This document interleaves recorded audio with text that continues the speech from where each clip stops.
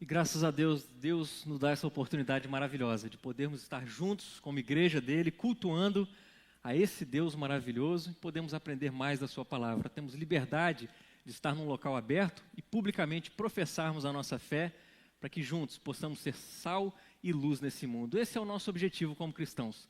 Cultuar o nome do nosso Deus, se alegrar nesse Deus para todo sempre e divulgar o seu grande amor. Divulgar as maravilhas que Ele tem feito em nossas vidas para que assim o mundo reconheça que só existe um Deus, nosso único e maravilhoso Deus verdadeiro. E eu convido você a abrir sua Bíblia no Evangelho de Mateus, no capítulo 13. Hoje nós leremos os versículos de 24 ao 30 e depois daremos um salto e leremos os versículos de 36 a 43. Mateus capítulo 13, a partir do versículo 24. O texto também será projetado para facilitar a sua leitura, já que a turma reclamou que as letras estão as Bíblias estão com as letrinhas pequenas, né? Até brinquei com a Alexa que a gente tem que orar para Deus restaurar a visão da turma, né? Em vez de comprar a Bíblia com letra grande, vamos orar para Deus promover um milagre aqui, meus irmãos. Brincando, mas a coisa é séria, né? Nós cremos que Deus pode fazer todas as coisas. Precisamos crer, ter fé nesse Deus maravilhoso. E esse texto não diz nada mais, nada menos do que essa realidade. A nossa fé firmada em Cristo Jesus, passamos a compreender, a entender aquilo que a palavra dele tem a nos ensinar. E a partir do versículo 24, a palavra de Deus nos diz: Jesus lhes propôs outra parábola, dizendo: o reino dos céus é semelhante a um homem que semeou boa semente no seu campo. Mas enquanto todos estavam dormindo, veio o inimigo dele, semeou o joio no meio do trigo e foi embora. E quando as plantas cresceram e produziram fruto, apareceu também o joio. Então os servos do dono da casa chegaram e disseram: patrão, o senhor não semeou boa semente no seu campo? De onde então vem o joio? Ele, porém, lhes respondeu: um inimigo fez isso. Mas os servos lhe perguntaram: o senhor quer que a gente vá e arranque o joio? O dono da casa respondeu: não, porque ao separar o joio, vocês poderão arrancar também com ele o trigo. Deixem que cresçam juntos até a colheita, e no tempo da colheita direi aos ceifeiros: ajuntem primeiro o joio e amarrem-no em feixes para ser queimado, mas recolham o trigo no meu celeiro. A partir do versículo 36 agora: então, despedindo as multidões, Jesus foi para casa. E aproximando-se dele, os seus discípulos disseram: explique-nos a parábola do joio do campo. E Jesus respondeu: o que semeia a boa semente é o Filho do Homem. O campo é o mundo, a boa semente são os filhos do reino. O joio são os filhos do maligno. O inimigo que semeou é o diabo. A colheita é o fim dos tempos e os ceifeiros são os anjos. Pois assim como o joio é colhido e jogado no fogo, assim será no fim dos tempos. O Filho do Homem mandará os seus anjos que ajuntarão do seu reino todos os que servem de pedra de tropeço e os que praticam o mal, e os lançarão na fornalha acesa. Ali haverá choro e ranger de dentes. Então os justos resplandecerão como o sol no reino de seu Pai. Quem tem ouvidos para ouvir, ouça. Essa é a palavra do nosso Deus, meus queridos, que vamos brevemente refletir nessa noite. E se você bem se lembra, no domingo passado, nós demos início à nossa série de mensagens que tem como título, como você poderá ver no slide, tem como título A Vida no Reino.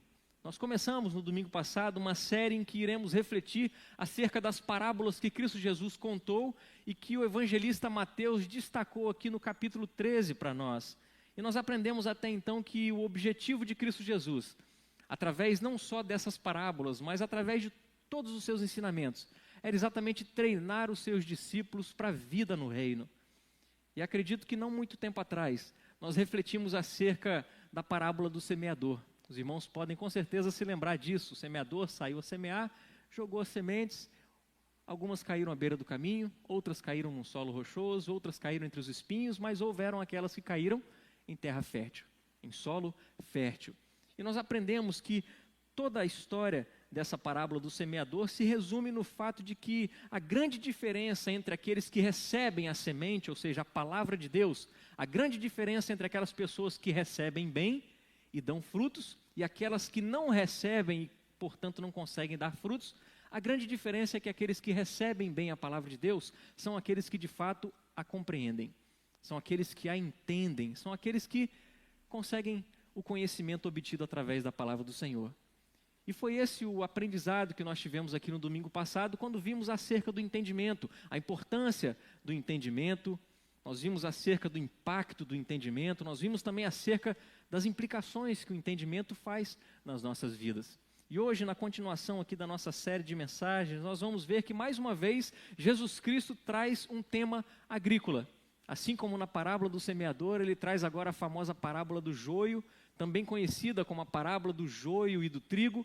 E nós vamos perceber que essa parábola está dividida em três pares que nós vamos refletir brevemente essa noite, sendo que o primeiro par diz respeito aos 2 semeadores, o segundo par diz respeito às 2 sementes e o terceiro par diz respeito às 2 respostas que obtemos através das sementes que foram plantadas. Vamos orar então?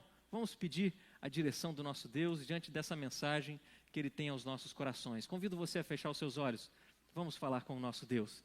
Pai querido, mais uma vez o nosso coração se alegra diante do Senhor por termos essa rica oportunidade de estudarmos a Tua palavra, de recebermos do Senhor um conhecimento que não é nosso, mas que vem do Teu Santo Espírito, comunicando a Tua palavra, a Tua vontade aos nossos corações. E é isso que nós pedimos ao Senhor para a vida da Tua igreja nessa noite, mais uma vez.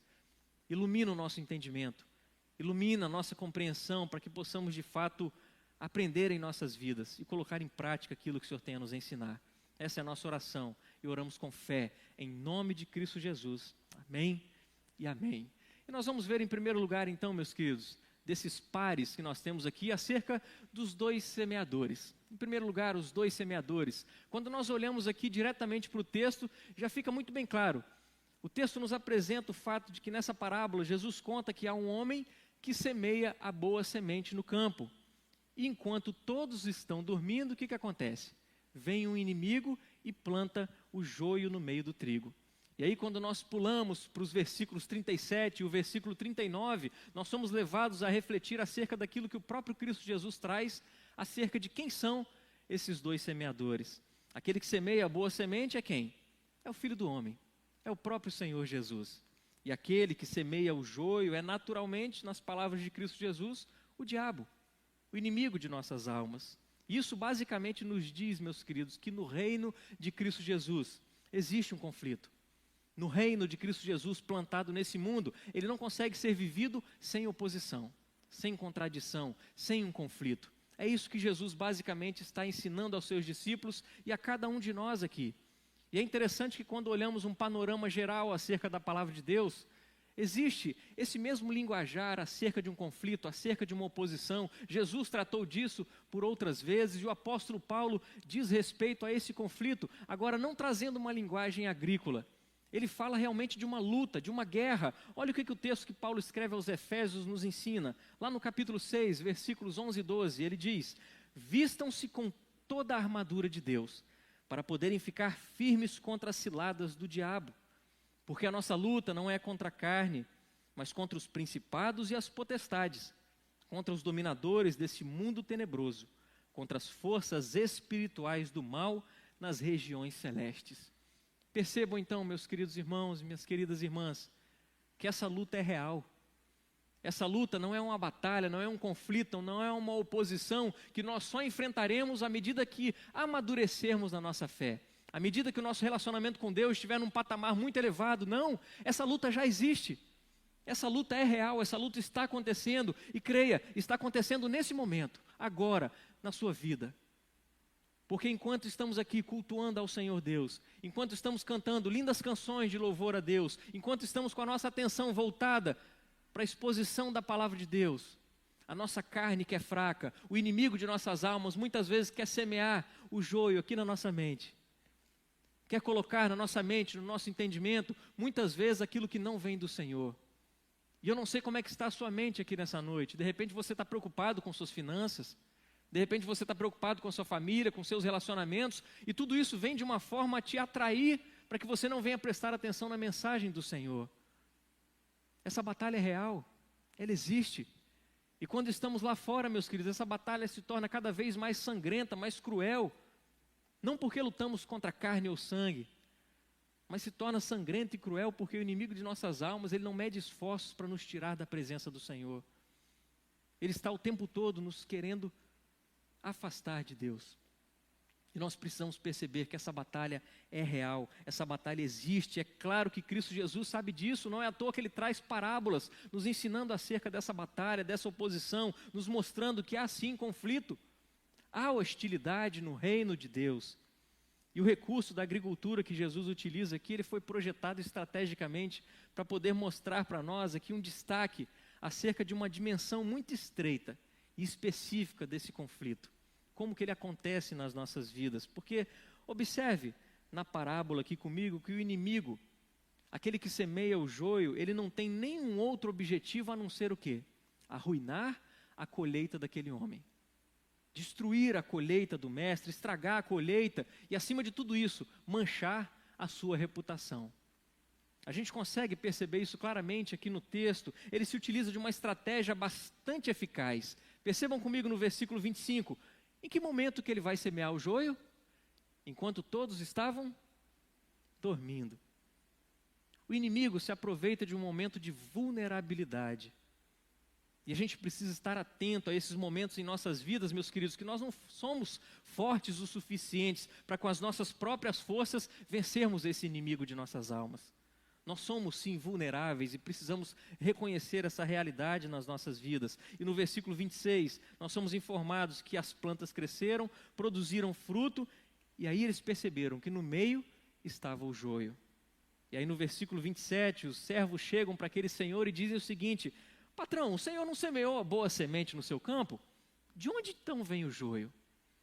Percebam que interessante, meus queridos, que aqueles servos, eles estão questionando a credibilidade daquele senhor, daquele homem que plantou as sementes no campo. Eles estão basicamente dizendo o seguinte: vem cá, você plantou realmente a boa semente nesse campo? Porque olha ao seu redor, essas ervas daninhas vieram de onde? Espera aí, o senhor não levou a sério o plantio, você foi descuidado, não dá para confiar no senhor. É basicamente isso que esses servos estão dizendo, meus queridos.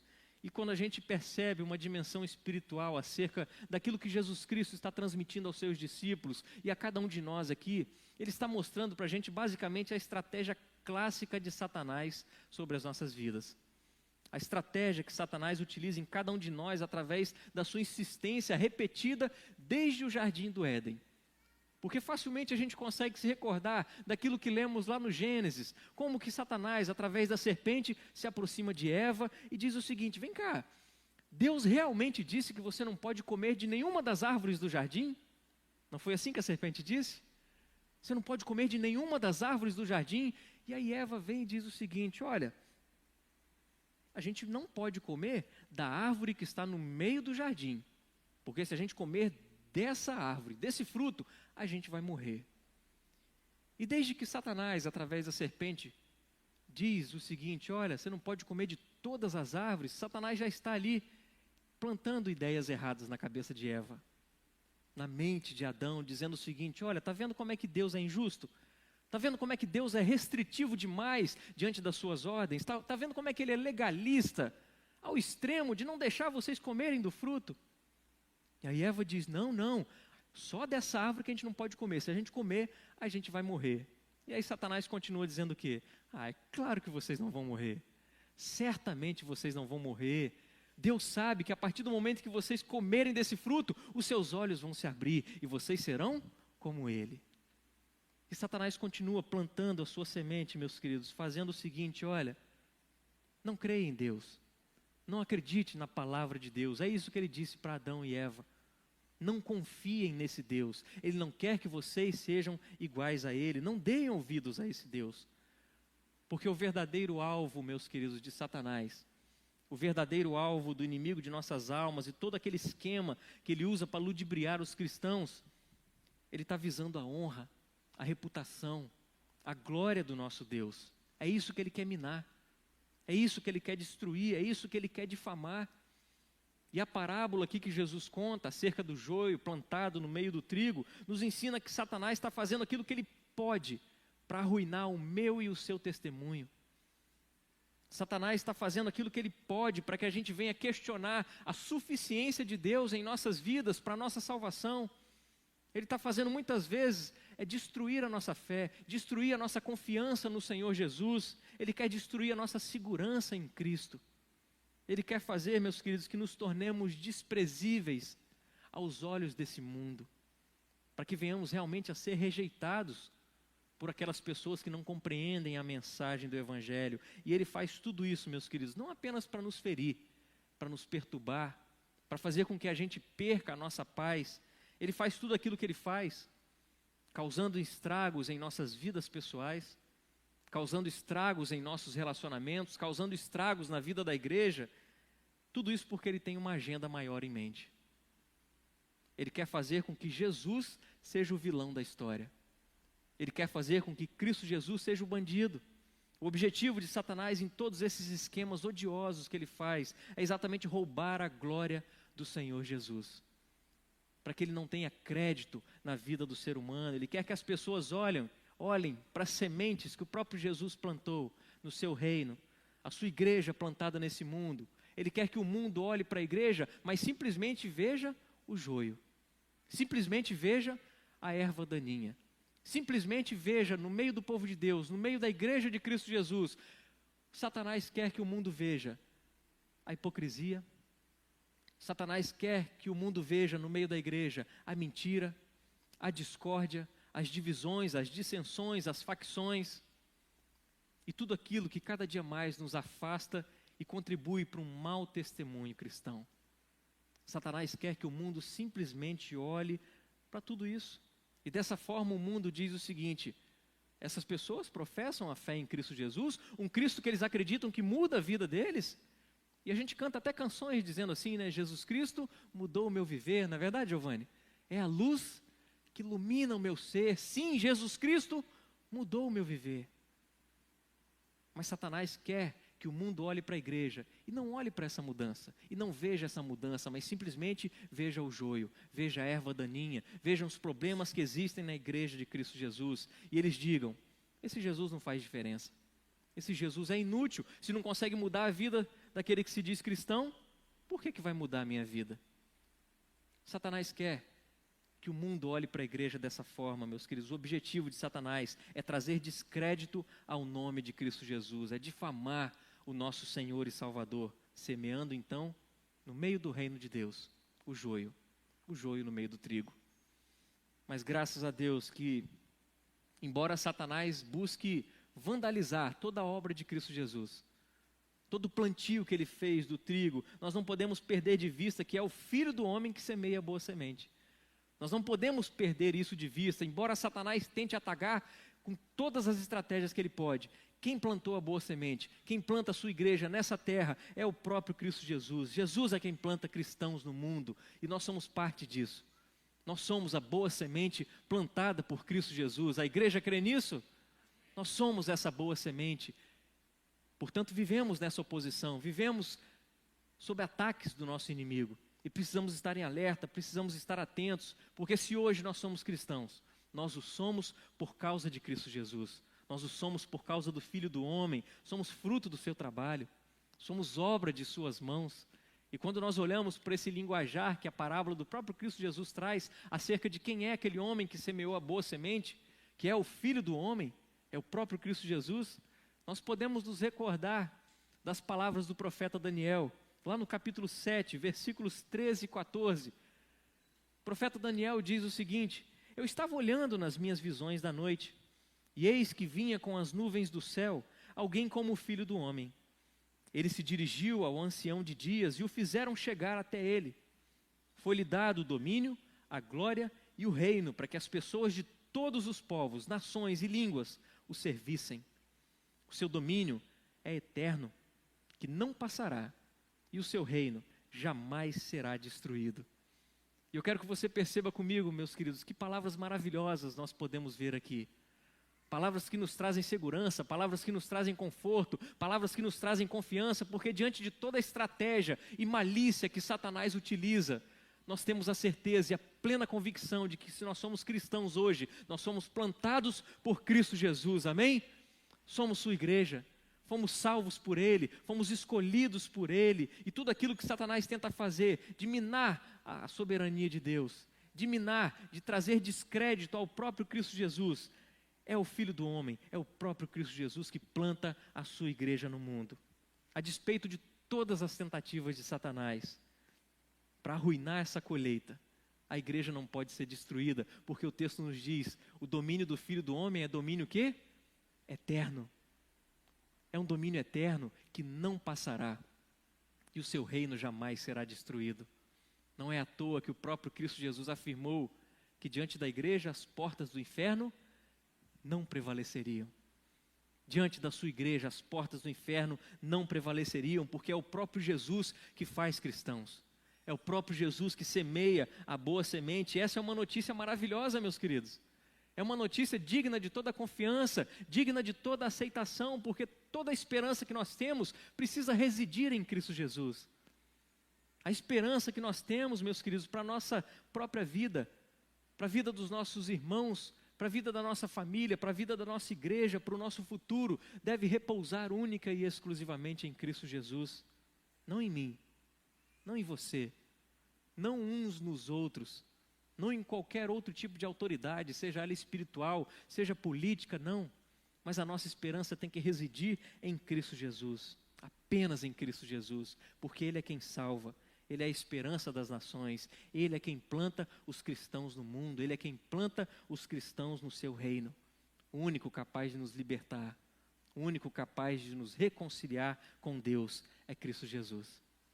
Eu não posso te salvar, você não pode se salvar, ninguém pode te salvar, nos salvar, a não ser Cristo Jesus em sua obra perfeita. Por isso devemos correr a Ele, devemos estar diante dEle, totalmente humilhados na presença do Senhor, reconhecendo que Ele é tudo para nós, e diante do entendimento acerca dessa verdade, meus queridos, não devemos desanimar. Não devemos desanimar mesmo em meio à oposição que o nosso inimigo traz. Mesmo em meio às batalhas que enfrentamos dia após dia, essa batalha espiritual que acontece, está acontecendo, não precisamos desanimar, porque a nossa segurança, a nossa confiança está em Cristo Jesus. Podemos descansar nele, ainda que esse mundo cheio de demônios ameace nos destruir, não temeremos, porque Jesus afirmou, diante de sua igreja, as portas do inferno não vão prevalecer.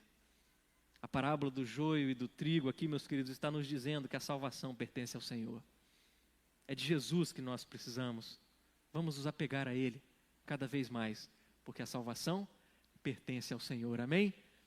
E além dos dois semeadores, o texto nos mostra de uma forma tão clara que existem duas sementes. No versículo 38, o trigo ou a boa semente é identificada como sendo os filhos do reino, ao passo que a má semente, o joio, representam os filhos do maligno. E quando a gente coloca dessa forma, mais uma vez a gente consegue ver essa linguagem da oposição. Mais uma vez a gente consegue enxergar essa linguagem da contradição, uma linguagem que ecoa desde o Gênesis, desde o capítulo 3, versículo 15, onde Deus fala para a serpente o seguinte: olha, eu vou colocar inimizade entre ti e a mulher, entre o seu descendente e o descendente da mulher. Este lhe ferirá a cabeça, e tu lhe ferirás o calcanhar. E desse momento em diante, meus queridos, a gente sabe, a gente reconhece que a história bíblica é verídica, acontece nos nossos dias, existe sim essa inimizade, existe sim essa oposição entre aqueles que recebem a palavra de Deus, a acolhem, e aqueles que não a recebem. Aqueles que acolhem a palavra de Deus, confiam em Cristo Jesus, o povo de Deus, a sua igreja, e aqueles que são filhos do maligno, aqueles que são o joio. Mas existe algo que diante dessa parábola nós precisamos refletir, acerca do joio que foi semeado, acerca do joio que foi plantado, porque, meus queridos, uma outra estratégia que Satanás usa é que ele semeia uma espécie de erva daninha que, quando a gente passa a olhar de uma forma muito mais próxima, a gente vê que a característica muito básica do joio é o fato dela se assemelhar muito ao trigo. E quando a gente começa a perceber essa realidade, a diferenciação se dá apenas quando sai o fruto do trigo. Ou seja, durante toda a fase de crescimento do joio e do trigo, eles são basicamente indistinguíveis. Percebam a estratégia do inimigo, percebam a estratégia que Satanás usa, meus queridos, olhando para uma forma espiritual agora, que ao contar essa parábola, Jesus quer trazer à nossa mente, à mente de todos os seus discípulos, que um falso cristão se parece muito com um crente verdadeiro. Um falso cristão se parece muito com um verdadeiro discípulo de Cristo Jesus em muitos aspectos, exceto, única e exclusivamente, o fato de que o verdadeiro cristão dá frutos. E é isso que Jesus traz para nós de ensinamento aqui, uma mensagem que ele enfatiza, uma mensagem que ele repete e descreve isso para cada um de nós. Ao longo do Evangelho de Mateus, nós podemos perceber essa realidade, quando Jesus diz o seguinte acerca dos falsos profetas, ele alerta os seus discípulos dizendo o seguinte, capítulo 7 de Mateus, versículos de 16 a 18, pelos seus frutos vocês o conhecerão. Por acaso se colhem uvas de espinheiros ou figos de ervas daninhas? Assim, toda árvore boa produz frutos bons, porém a árvore má produz frutos maus. A árvore boa não pode produzir frutos maus, e a árvore má não pode produzir frutos bons. E meus queridos irmãos e irmãs, isso quer dizer que não são simplesmente os livros que nós lemos, o linguajar que nós utilizamos, não é simplesmente a doutrina que nós citamos, ou muitas vezes a nossa familiaridade do lidar com a igreja, que nos identifica como sendo o trigo e não o joio. Não é simplesmente isso, porque o joio se parece com o trigo em grande parte da sua vida. Em grande parte da sua vida, o joio se parece com o trigo. Ele conhece o vocabulário, ele conhece as escrituras, conhece a doutrina, ele está familiarizado com a vida da igreja. Mas o que de fato diferencia, meus queridos, o que nos separa do joio, é se de fato nós temos dado fruto. E aí eu convido você nessa noite a refletir pessoalmente. Faça essa reflexão pessoal acerca da sua vida. Se aproxime de Cristo Jesus e diga para Ele, Senhor Jesus, eu quero dar mais frutos. Eu reconheço em minha vida que de repente eu não tenho frutificado assim como o Senhor quer. Porque muitas vezes a gente se engana, a gente acha que dá frutos. E muitas vezes frutos que a gente quer que apareçam, que surjam. Mas a gente precisa dar os frutos que Deus quer, que Jesus quer em nossas vidas. E é isso que nós precisamos refletir. Eu convido você nessa noite a fazer essa reflexão pessoal.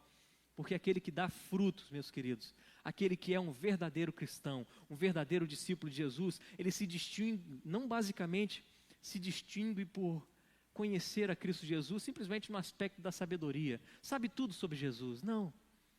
Mas um verdadeiro discípulo de Cristo Jesus é aquele que ama a Cristo Jesus.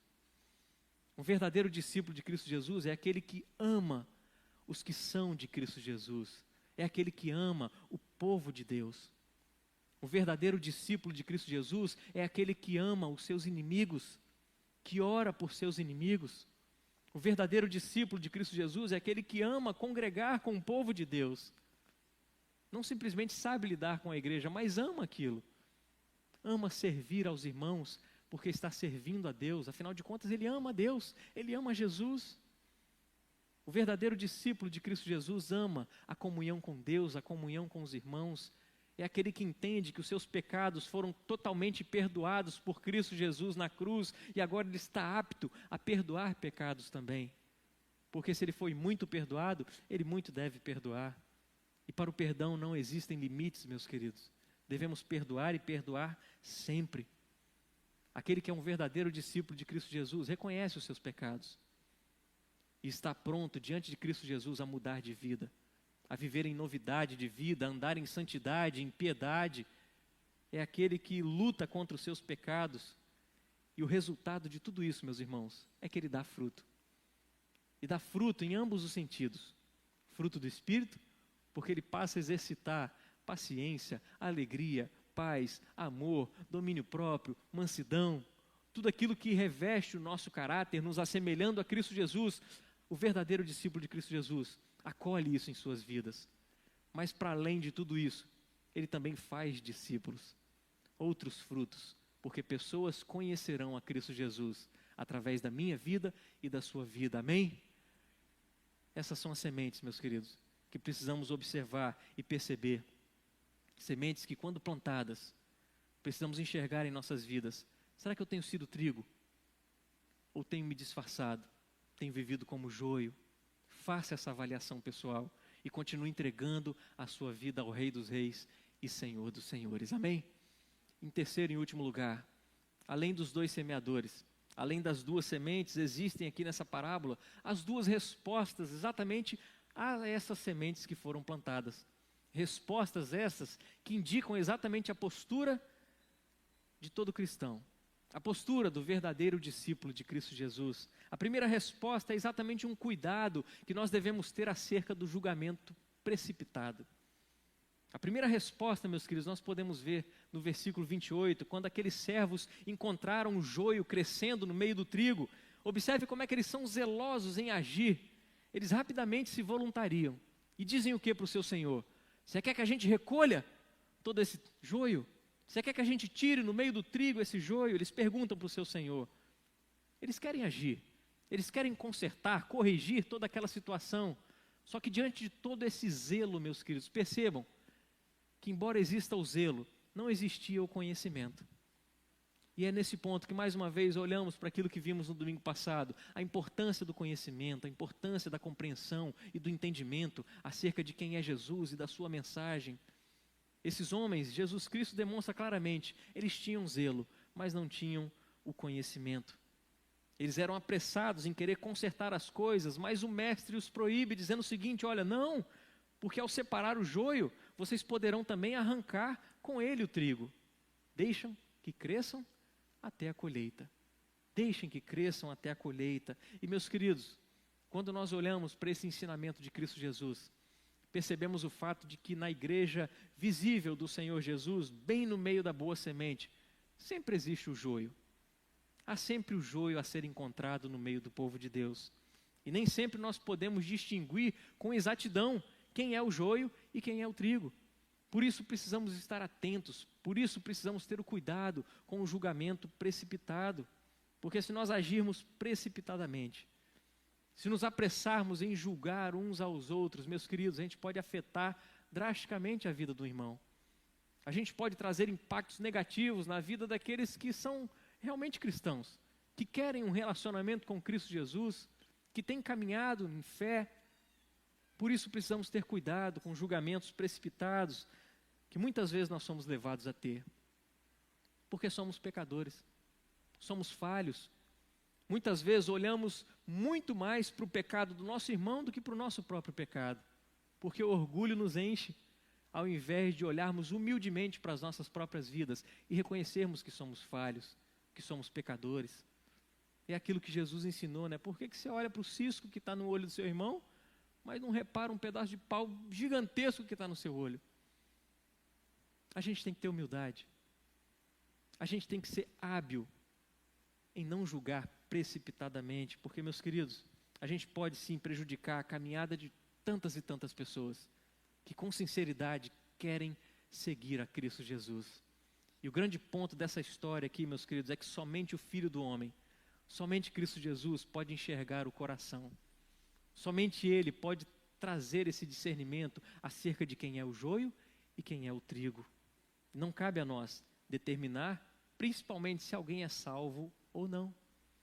Cabe apenas a Cristo Jesus. Por isso que quando nós olhamos para a segunda resposta, a primeira é o cuidado que temos que ter diante do julgamento precipitado.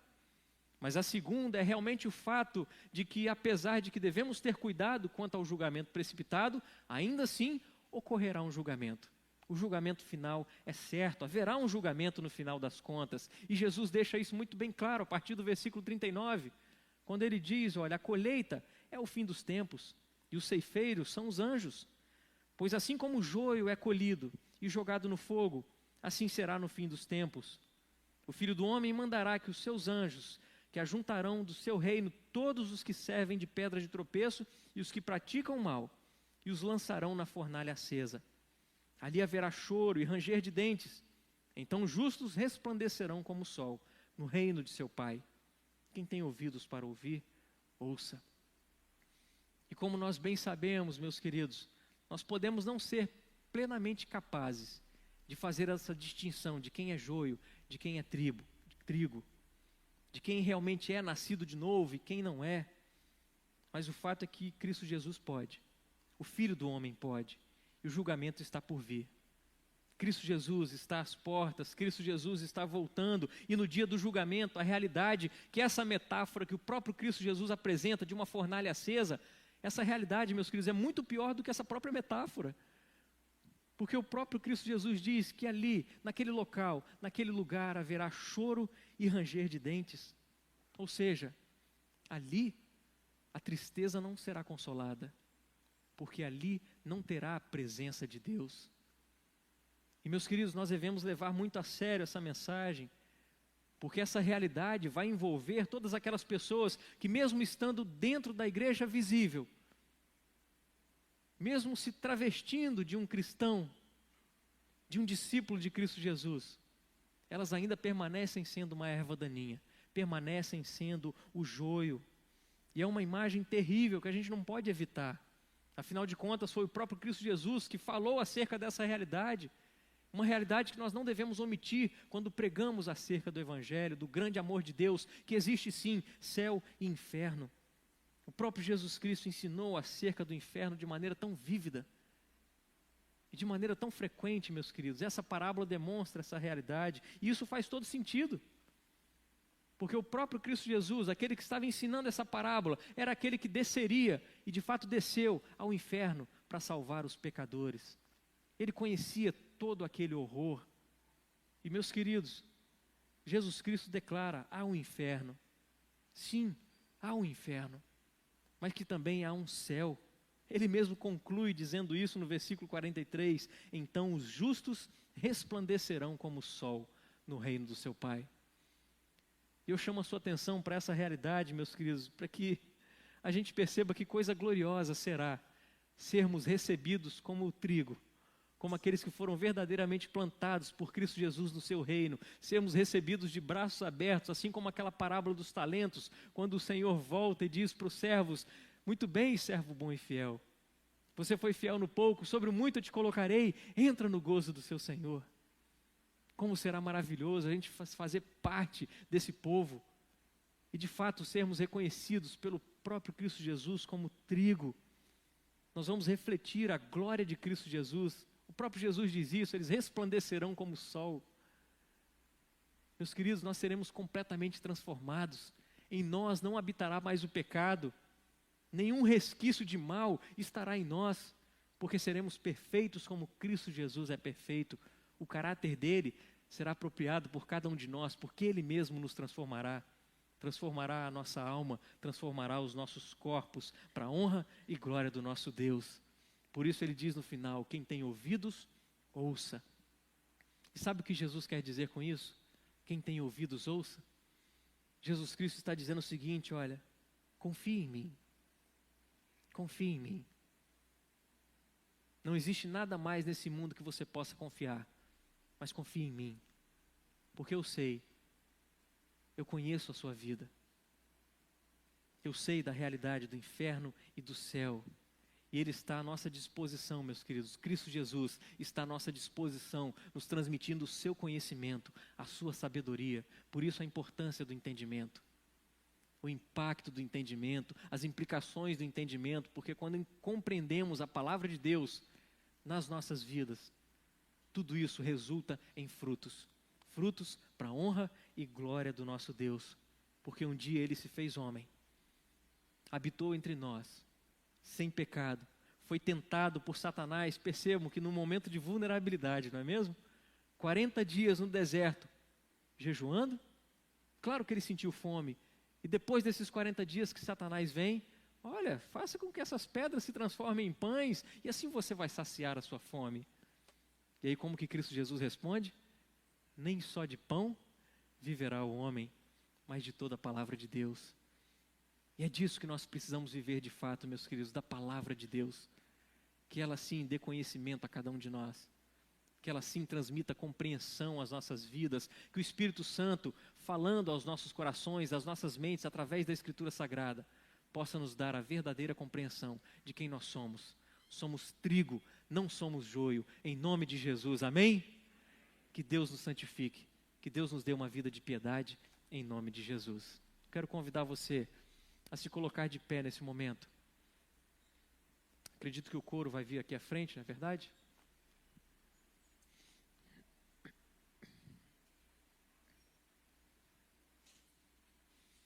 E eu quero te desafiar mais uma vez, fazer essa reflexão pessoal.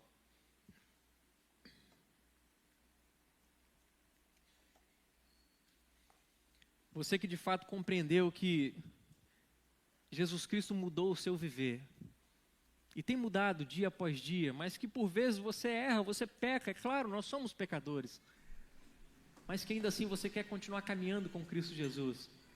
Você que se reconhece de fato como trigo, porque foi plantado por Cristo Jesus, a sua vida mudou. Quero desafiar você a continuamente colocar suas vidas diante de Cristo Jesus. E que mais essa noite seja esse momento de fé, onde você vai reafirmar a sua fé em Cristo Jesus, dizendo: eu sou teu, Senhor, eu sou teu, e o Senhor é meu. Eu entendo que o Senhor pagou um alto preço por mim. Eu entendo que o Senhor me ama e que agora eu preciso viver para o Senhor. Faça essa reflexão, se desafie dia após dia a viver para o Senhor. E vamos entoar junto com o coro essa canção, que Deus aplique em nossos corações dia após dia as verdades da sua mensagem, verdades do seu reino. Amém. Nós louvamos a Deus pela vida de cada um dos irmãos. A você que nos visita, a você que de repente é a primeira vez, segunda, terceira, você que tem vindo. Essa igreja te recebe de braços abertos. Se você está procurando uma igreja, uma família a qual pertencer, nós queremos fazer parte da sua família em nome de Jesus. Amém, igreja? Amém. Em nome de Jesus, queremos abençoar a sua vida para a honra e glória do nosso Deus. Vamos fechar os nossos olhos, vamos orar mais uma vez.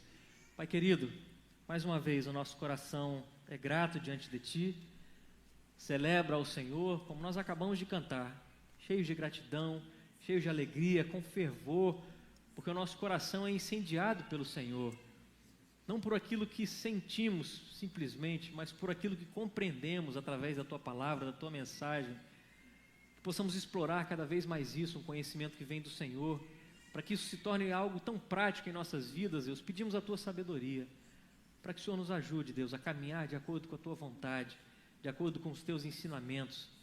Queremos de fato que no último dia sejamos apresentados no meio daqueles que são filhos do Teu reino, para que assim, Deus, possamos continuar a lhe render honras, glórias, louvores, para que possamos para sempre cultuar ao Senhor. Muito obrigado, Deus, porque o Senhor nos chamou, o Senhor nos escolheu. Muito obrigado porque o Senhor nos tirou de uma vida de pecado, nos trouxe para uma vida nova, uma vida diferente, uma vida que temos aprendido a viver. Nenhum de nós chegou aqui num grau de instrução tão superior que agora não precisa aprender mais nada. Não, todos nós precisamos aprender e queremos estar aptos a aprender do Senhor. Por isso nos dê humildade, que o orgulho vá embora de nossas vidas, Deus, para que possamos aprender com o Senhor, para que possamos aprender uns com os outros, para que possamos juntos crescer no Teu reino, nos identificando com Cristo Jesus, o autor e consumador da nossa fé.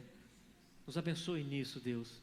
Não permita que a evidência no meio do Teu povo seja o joio, sejam os falsos cristãos, mas que através da transformação que o Senhor tem efetuado em cada um de nós, dia após dia, que a evidência em nós se torne cada vez mais a figura de Cristo Jesus, a pessoa de Cristo Jesus. Nos faça resplandecer o Senhor, que sejamos luz, que sejamos a Tua luz, que sejamos o sal, a diferença que o Senhor tem feito em nossas vidas. Essa é a diferença que nós queremos fazer. Por isso nos abençoe nisso, Deus, e que a graça do nosso Senhor e Salvador, Cristo Jesus, o amor de Deus, o nosso eterno Pai, a comunhão, a consolação do Espírito Santo do Senhor, seja sobre a sua vida, meu irmão, minha irmã, a sua casa, a sua família, bem assim como todo o povo de Deus espalhado pela face da terra, e que seja assim não só hoje, mas para todo sempre. Assim oramos, amém e amém.